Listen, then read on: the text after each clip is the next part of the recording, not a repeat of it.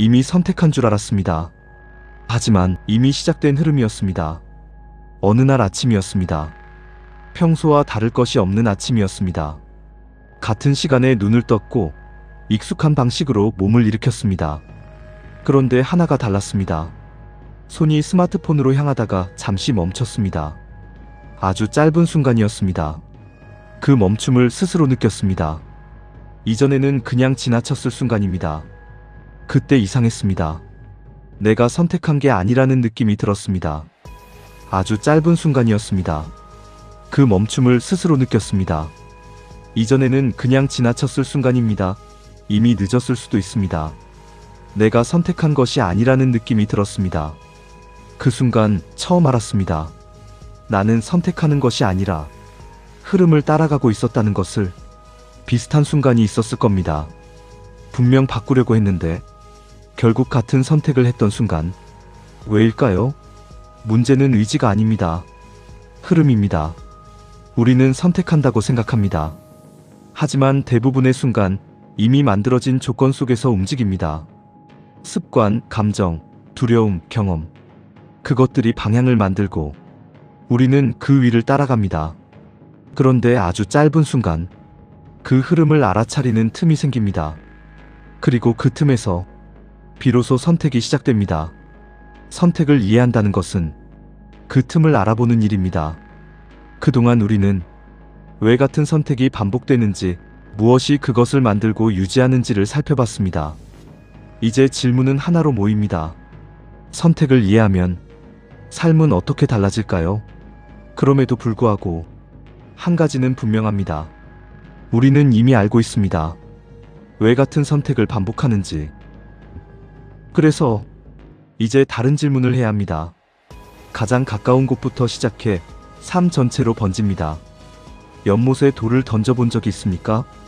돌이 닿는 순간 작은 원이 생기고 그 원은 더 넓은 원으로 또 더 넓은 원으로 번집니다. 처음에 돌이 얼마나 작든 파문은 끝까지 번집니다. 선택을 이해하는 순간도 그렇습니다. 지금부터 그 파문을 하나씩 따라가 보겠습니다. 서두르지 마십시오. 이 이야기는 결론이 아니라 과정입니다. 오랫동안 자신을 알고 있다고 생각했습니다. 혹시 이런 적 있으셨습니까? 분명 바꾸려고 했는데 결국 또 같은 선택을 했던 순간. 그때마다 이렇게 생각합니다. 나는 왜 이럴까? 그래서 우리는 스스로를 이렇게 규정합니다. 나는 원래 이런 사람이다. 하지만 그건 성격이 아닐 수 있습니다. 특정한 상황에서 반복된 선택일 수 있습니다. 이걸 알게 되면 하나가 달라집니다. 자기 자신을 보는 눈입니다. 그래서 한 가지를 해보기 시작합니다. 자신의 선택을 하나씩 따라가 보는 것입니다. 그때 같은 순간이 반복되고 있다는 것을 알게 됩니다. 특히 그 순간만 이상하게 멈췄습니다. 평가받는 상황이었습니다. 타인의 시선이 있는 순간이었습니다. 그래서 같은 선택으로 이어졌습니다. 그 외의 상황에서는 충분히 행동할 수 있었습니다. 소심하다고 생각했던 상황들 사이에 공통점이 있었습니다. 평가받을 가능성이 있는 상황이었습니다. 잘못될 경우 타인에게 보여질 수 있는 상황이었습니다. 그 상황에서만 그는 멈추었습니다. 평가와 무관한 상황에서는 충분히 대담했습니다. 그는 소심한 사람이 아니었습니다. 타인의 시선에 민감한 사람이었습니다. 그리고 그것은 타고난 성격이라기보다 오랜 경험이 만들어낸 습관에 가까웠습니다. 물론 사람마다 기질의 차이는 있습니다. 타고난 성향이 전혀 없다고 말하는 것이 아닙니다.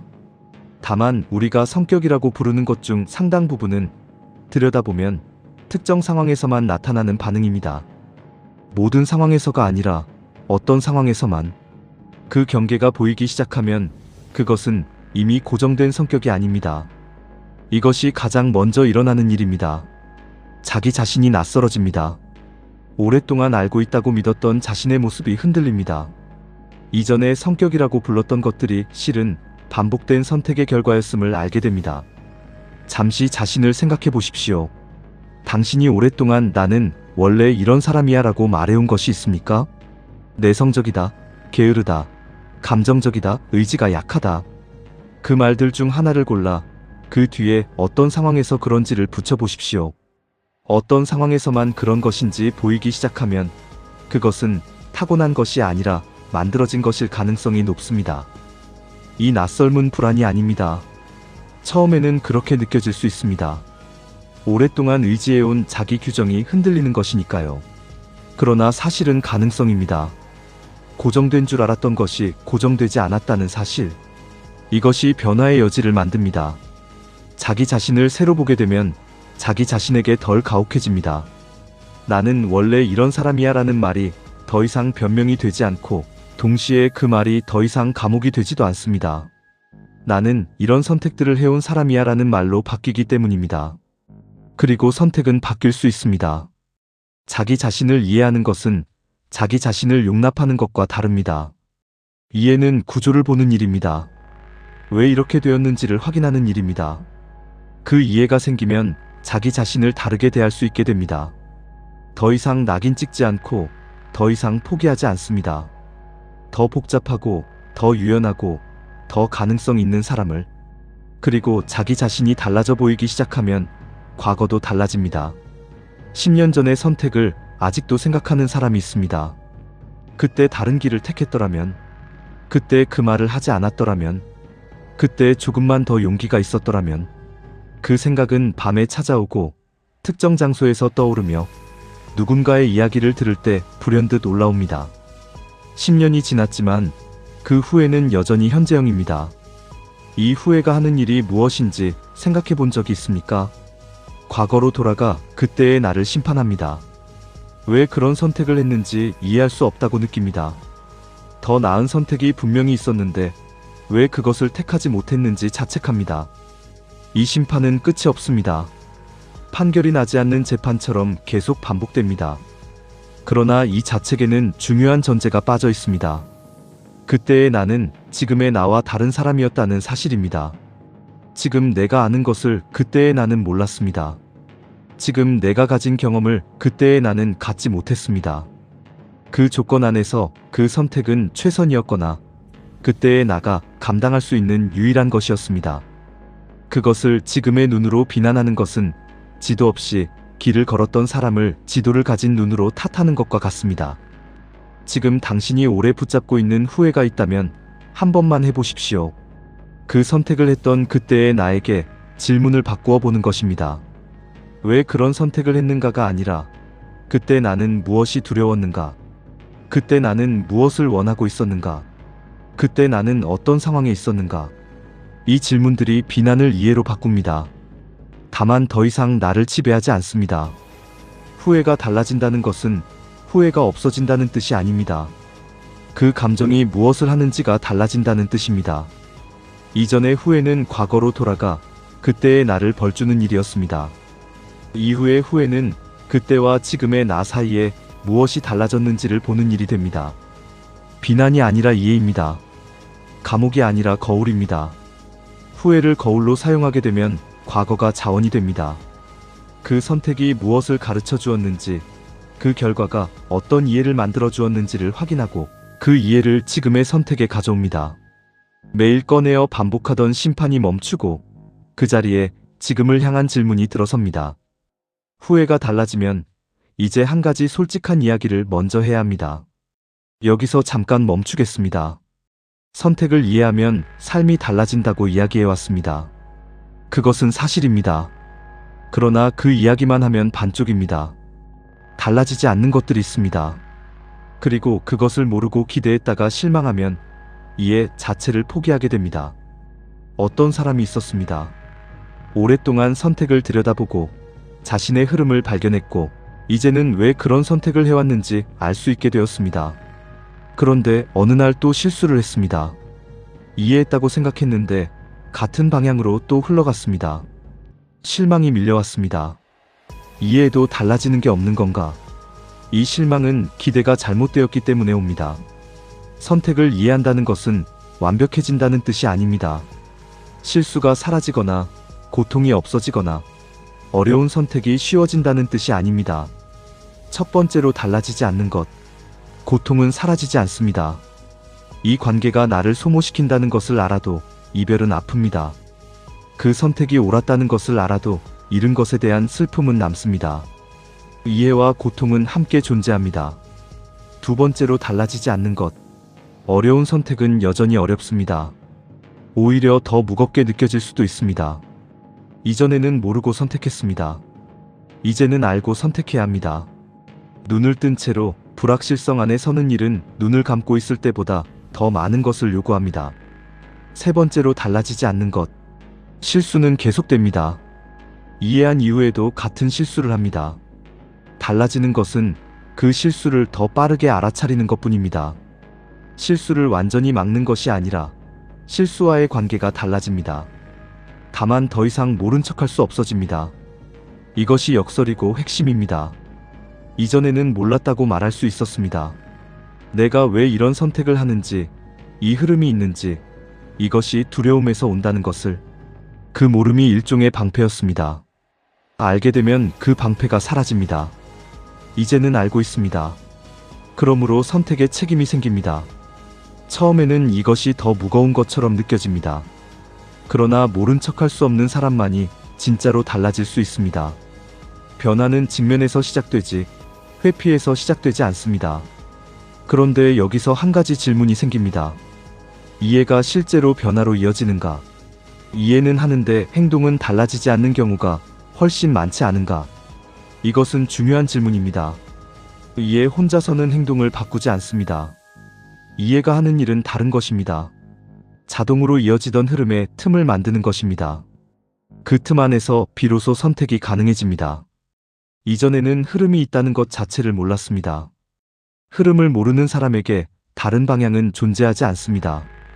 이해는 그 흐름을 보이게 합니다. 흐름이 보이면 처음으로 다른 방향이 생깁니다. 그 방향을 반복해서 선택하는 것이 결국 새로운 흐름이 됩니다. 변화는 이 과정을 통해 옵니다. 한 번의 깨달음이 아니라 작은 선택의 반복을 통해서.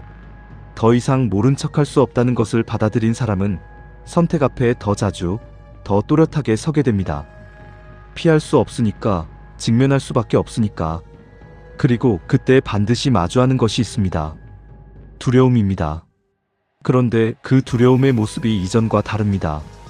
중요한 선택 앞에서 사람들은 멈춥니다. 이직을 결심했지만 사표를 내지 못합니다. 관계를 끝내야 한다는 것을 알지만 말을 꺼내지 못합니다. 오래 꿈꿔온 것을 시작하려 하지만 첫걸음을 내딛지 못합니다. 이 멈춤 앞에서 우리는 흔히 의지가 부족하다고 혹은 준비가 덜 되었다고 말합니다. 그러나 실제로는 두려움입니다. 그리고 대부분의 경우 그 두려움이 무엇인지 정확히 알지 못합니다. 그냥 막연하게 두렵습니다. 그 막연함이 선택을 가로막습니다. 자신의 선택을 들여다보기 시작하면 이 두려움의 얼굴이 드러납니다. 어떤 두려움은 실패에 대한 것입니다. 창업을 앞둔 사람이 사업 계획을 완성하고도 시작하지 못할 때 실제로 두려운 것은 망했다는 결과, 투자한 시간과 돈을 잃는다는 결과입니다. 선택 자체보다 그 결과를 마주하는 것이 두렵습니다. 이 두려움은 결과를 구체적으로 상상할수록 오히려 작아집니다. 실제 최악의 시나리오를 들여다보면 막연하게 두려울 때보다 대부분 감당할 수 있는 수준이라는 것이 드러나기 때문입니다. 어떤 두려움은 상실에 대한 것입니다. 관계를 끝내야 한다고 생각하면서도 끝내지 못하는 사람 중 많은 수는 그 관계 자체가 아니라 그 관계에서 오는 익숙함과 안정감을 잃는 것이 두렵습니다. 이것을 알면 질문이 바뀝니다. 이 관계를 유지하고 싶은 것인가? 아니면 이 관계가 주는 감각을 잃기 싫은 것인가? 어떤 두려움은 타인의 시선에 대한 것입니다. 선택 자체보다 그 선택이 드러났을 때 주변이 나를 어떻게 볼지가 더 두렵습니다. 어떤 두려움은 자기 판단에 대한 불신에서 옵니다. 여러 번 잘못된 선택을 해온 사람은 이 두려움에 익숙합니다. 이번에도 내가 틀린 것이면 어떡하지? 선택 자체가 아니라 선택하는 자신이 두려운 것입니다. 이 네 가지 두려움은 전혀 다른 것입니다. 그런데 우리는 이것들을 구분하지 않은 채 그냥 무섭다고 느낍니다. 이 구분이 생기는 순간 두려움은 다르게 작동합니다. 정체를 모르는 두려움은 크고 막연하게 느껴집니다. 그냥 두려움이 시키는 대로 멈추거나 반대로 두려움을 무시하고 무모하게 움직이게 됩니다. 두려움의 이름을 알면 그것과 대화할 수 있게 됩니다. 두려운 것이 상실이라는 것을 알면 내가 붙들고 있는 것이 계속 붙들고 있을 만큼의 가치가 있는지를 물을 수 있습니다. 판단을 믿지 못하는 것이 근원이라는 것을 알면 과거의 어떤 경험이 그 불신을 만들었는지를 거슬러 올라갈 수 있습니다. 대부분의 경우 두려움은 실제 위험보다 훨씬 크게 과장되어 있습니다. 그리고 그 과장은 이름을 알기 전까지만 유효합니다. 두려움이 무엇인지 알게 됩니다. 두려움을 안고도 선택할 수 있는 사람은 두려움이 없는 사람이 아닙니다. 두려움을 신호로 읽을 수 있는 사람입니다. 이 선택이 나에게 중요하다는 신호. 그 신호를 읽게 되면 두려움을 피하는 것이 아니라 그것과 함께 걷기 시작합니다. 두려움이 달라지면 이제 타인을 바라보는 눈도 달라집니다. 우리는 타인의 선택을 쉽게 판단합니다. 왜 저런 선택을 하는지 납득이 안 된다고 말합니다. 오랫동안 함께 일한 동료가 분명히 잘못된 방향으로 가고 있는데 멈추지 않습니다. 말을 해도 듣지 않고 조언을 해도 받아들이지 않습니다. 왜 보이는 것을 보지 못하는가? 분명히 그 관계가 자신을 소모시키고 있는데 왜 빠져나오지 못하는가? 왜 저렇게 매번 같은 방향으로 상처를 받으면서도 다시 돌아가는가? 그런데 자신의 선택을 들여다본 사람은 이 판단 앞에서 멈추게 됩니다. 자신도 오랫동안 설명하기 어려운 선택을 반복해왔다는 것을 알기 때문입니다. 두려움 때문에 멈추고 익숙함 때문에 머물고 오래된 흐름 때문에 같은 방향으로 움직여왔습니다. 외부에서 보면 분명히 더 나은 선택이 있었는데 그때의 자신은 그것이 보이지 않았습니다. 혹은 보였지만 선택할 수 없었습니다. 그렇다면 저 사람의 이해할 수 없는 선택 뒤에도 분명히 무언가가 있을 것입니다. 보이지 않는 두려움, 오래된 흐름, 아직 해결되지 않은 무언가. 판단이 어려워진다는 것은 모든 것을 수용한다는 뜻이 아닙니다. 경계가 없어지거나 해로운 것을 해롭지 않다고 말하는 것이 아닙니다. 타인의 선택 뒤에 있는 구조를 보려는 시도가 생긴다는 뜻입니다. 이 시도가 조언의 방식을 바꿉니다. 판단하는 사람은 더 나은 선택을 알려주려 합니다. 왜 그게 맞는지를 설득하려 합니다. 그러나 저 사람의 선택 뒤를 보려는 사람은 먼저 묻습니다. 그 선택이 지금 너에게 무엇을 주고 있는가? 그 선택을 유지하게 만드는 것이 무엇인가? 이 질문이 저 사람이 스스로 자신의 선택을 들여다볼 수 있는 공간을 만들어줍니다. 사람들은 설득당해서가 아니라 스스로 보았을 때 바뀝니다. 관계의 깊이도 달라집니다.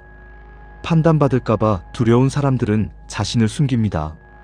오래 알고 지냈어도 서로를 잘 모르는 관계가 됩니다. 반면 꺼내도 괜찮겠다는 느낌이 드는 사람 곁에는 사람들이 자신을 꺼냅니다. 말하기 어려운 것들을 가지고 옵니다. 같은 시간을 보내고 같은 이야기를 해도 전혀 다른 관계가 만들어집니다. 저 사람이 왜 저런 선택을 하는가를 보다 보면 나는 비슷한 상황에서 어떤 선택을 해왔는가를 묻게 됩니다. 타인이 거울이 됩니다. 자기 자신에 대한 이해가 타인에게로 번지고 그 파문이 다시 자신에게로 돌아옵니다. 타인이 달라 보이면 이제 하루를 경험하는 방식도 달라집니다. 똑같이 24시간을 살지만 하루의 밀도가 다른 사람들이 있습니다. 어떤 하루는 끝나고 나면 무엇을 했는지 기억이 없습니다. 많은 일을 했는데도 아무것도 남지 않은 느낌입니다. 피곤한데 무엇에 피곤한지 알 수 없습니다. 어떤 하루는 특별한 일이 없었는데도 충만하게 느껴집니다. 이 차이는 어디서 오는 것입니까? 선택을 이해하기 전에 하루를 떠올려 보십시오. 아침에 눈을 뜨고 해야 하는 것들을 하고 저녁에 지쳐서 눕습니다. 그 안에서 내가 선택한 것이 얼마나 되는지 확인해 본 적이 있습니까? 많은 경우 대부분의 행동이 해야 하니까, 원래 그렇게 하니까, 다들 그렇게 하니까에서 시작됩니다. 그 흐름 속에서 나는 없습니다. 이것이 달라지기 시작하면 아주 사소한 순간부터 보입니다. 지금 이것을 하는 것이 내 선택인가, 아니면 그냥 되어가는 것인가를 잠시 확인하는 순간이 생깁니다. 점심을 먹으러 가는 길이었습니다. 매일 같은 식당을 가는 사람이 있었습니다. 특별히 그 식당을 좋아해서가 아니었습니다. 원래 거기 가니까, 다들 거기 가니까? 어느 날 문득 물었습니다. 나는 왜 거기 가는가? 질문 자체가 처음이었습니다. 그날 그는 다른 곳에 갔습니다. 결과가 좋았든 나빴든 상관없습니다. 그날 그 점심은 그가 선택한 점심이었습니다. 저녁에 습관처럼 스마트폰을 들고 소파에 앉는 순간이 있습니다. 이것을 하고 싶어서 하는가? 아니면 그냥 하게 되는가? 그 질문이 생기는 순간 스마트폰을 내려놓고 다른 것을 선택하는 일이 가능해집니다. 혹은 그대로 스마트폰을 들더라도 그것은 이제 흘러간 시간이 아니라 선택한 시간이 됩니다. 이 차이가 사소하게 보입니까? 하루가 끝나는 시점에서 이 작은 차이들이 쌓입니다. 선택한 것들이 하루 안에 몇 개나 있는가? 그것이 하루의 밀도를 결정합니다. 내가 선택한 시간은 기억에 남습니다. 그냥 소비된 시간은 잔상만 남습니다. 같은 한 시간이지만 하나는 내 것이고 하나는 그냥 지나간 것입니다. 바쁘게 살았는데 공허한 이유가 여기에 있습니다. 많은 것을 했지만 그것들이 대부분 내가 선택한 것이 아니었기 때문입니다. 반대로 조용하게 살았는데 충만한 이유도 여기에 있습니다. 적게 했지만 그것들이 모두 내가 고른 것이었기 때문입니다. 시간을 다루는 방식이 달라지면 이제 결과를 받아들이는 방식도 달라집니다. 일이 잘못되었을 때 우리는 주로 두 가지 방식으로 반응합니다. 하나는 자책입니다. 모든 것이 내 탓이라고 느끼고 자신을 몰아붙입니다. 잠을 못 자고 먹지 못하고 같은 실수를 머릿속에서 반복합니다. 스스로를 처벌합니다. 다른 하나는 회피입니다. 상황 탓, 환경 탓, 타인 탓을 하며 자신의 선택이 만들어낸 결과를 인정하지 않으려 합니다. 억울하다고 느끼고 왜 나만 이런 일을 당하는지 분합니다. 이 두 가지는 전혀 달라 보이지만 같은 곳에서 옵니다. 책임이 두렵다는 것입니다. 자책은 책임을 지는 것처럼 보이지만 실제로는 책임을 무기로 자신을 공격하는 것입니다. 책임을 마주하는 것이 아니라 책임 앞에서 무너지는 것입니다. 회피는 책임 자체를 없애려는 시도입니다. 내 선택이 아니었다고 말하면 책임도 사라진다고 믿는 것입니다. 그러나 사라지지 않습니다. 다만 보이지 않는 곳에서 계속 작동합니다. 그런데 여기서 한 가지 짚고 넘어가야 할 것이 있습니다. 앞에서 우리는 이야기했습니다. 선택은 두려움, 습관, 오랜 조건의 영향 안에서 이루어진다고. 그렇다면 조건의 영향을 받은 선택에 어떻게 책임을 물을 수 있는가? 이 질문은 중요합니다. 그리고 여기서 말하는 책임은 조건을 무시한 채 모든 것을 개인에게 돌리는 것이 아닙니다. 그런 책임은 지나치고 결국 또 다른 자책이 됩니다. 이 이야기에서 말하는 책임은 다른 것입니다. 조건을 이해할수록 그 안에서 내가 한 선택이 더 또렷하게 보입니다. 두려움이 작동하고 있었다는 것을 알면 그 두려움에 내가 어떻게 반응했는지가 보입니다. 그 반응이 내 선택이었습니다. 완전히 자유로운 선택은 아니었지만 그렇다고 내 것이 아닌 것도 아니었습니다. 조건을 이해한다는 것은 그 조건 안에서의 내 몫을 확인하는 일입니다. 그것이 이 이야기에서 말하는 책임입니다. 다만 더 이상 피하고 싶지 않아집니다. 자신이 선택했다는 것을 아는 사람은 결과도 자신의 것으로 받아들일 수 있게 됩니다. 이것은 모든 결과를 혼자 짊어진다는 뜻이 아닙니다. 외부 조건이 영향을 미쳤다는 사실을 부정하는 것도 아닙니다. 다만 이 결과가 어떤 선택에서 비롯되었는지를 확인하고 그 선택에서 무엇을 배울 수 있는지를 묻는 것입니다. 책임을 피하지 않는 사람이 오히려 가볍습니다. 이상하게 들릴 수 있습니다. 그러나 가장 무거운 상태는 회피할 때입니다. 인정하지 않으려는 긴장, 원인을 다른 곳에서 찾으려는 분주함, 자신을 방어하는 데 쓰이는 힘. 이것들이 겉으로는 보이지 않지만 사람을 조용히 지치게 만듭니다. 이것이 내 선택의 결과였다고 인정하는 순간 그 긴장이 풀립니다. 무엇이 잘못되었는가가 아니라 이제 어떻게 할 것인가로 넘어갈 수 있습니다. 과거에 붙들리는 것이 아니라 현재로 돌아오게 됩니다. 책임을 마주하는 사람은 더 이상 피해자의 자리에 머물지 않습니다. 억울함을 느끼면서도 그 상황 안에서 자신이 할 수 있는 것을 찾습니다. 그 능동성이 삶을 다르게 만듭니다. 책임이 달라지면 마지막으로 삶 전체가 달라집니다. 어느 평범한 저녁이었습니다. 특별한 일이 없었습니다. 식사를 마치고 잠시 앉아 있었습니다. 창밖으로 저녁빛이 기울고 있었습니다. 설거지하는 소리, 건물 어딘가에서 들려오는 낮은 소음, 그리고 그 사이의 고요. 그 순간 갑자기 충만한 느낌이 찾아왔습니다. 이유를 설명하기 어려운 충만함이었습니다. 특별한 성취가 있었던 것도 즐거운 일이 있었던 것도 아니었습니다. 그냥 오늘 하루가 내 것이었다는 느낌이었습니다. 삶의 밀도는 무엇을 얼마나 많이 하느냐로 만들어지지 않습니다. 자신이 선택하고 있다는 감각이 얼마나 있느냐로 만들어집니다. 많은 것을 하더라도 그것이 모두 떠밀려 한 일이라면 하루는 얕습니다. 적게 하더라도 그것이 자신이 고른 것이라면 하루는 깊습니다. 이전에는 삶이 나를 끌고 갔습니다. 이후에는 내가 삶을 걷습니다. 달라진 것은 환경이 아닙니다. 그 안에 내가 있는 방식입니다. 지금 이 순간 당신은 무언가를 선택해서 여기에 있습니다. 이 이야기를 듣기로 한 것도, 이 시간을 이렇게 쓰기로 한 것도, 그 감각, 내가 이것을 선택했다는 감각을 조금 더 또렷하게 느껴보십시오. 그것이 삶의 밀도가 달라지는 첫 번째 순간입니다. 제대로 살게 됩니다. 제대로 산다는 것은 완벽하게 산다는 뜻이 아닙니다. 실수도 하고, 잘못된 선택도 하고, 후회도 합니다. 두려움도 있고, 흔들리는 날도 있습니다. 그러나 그 모든 것이 자신의 것입니다. 흘려보낸 것이 아니라 선택하고 경험한 것입니다.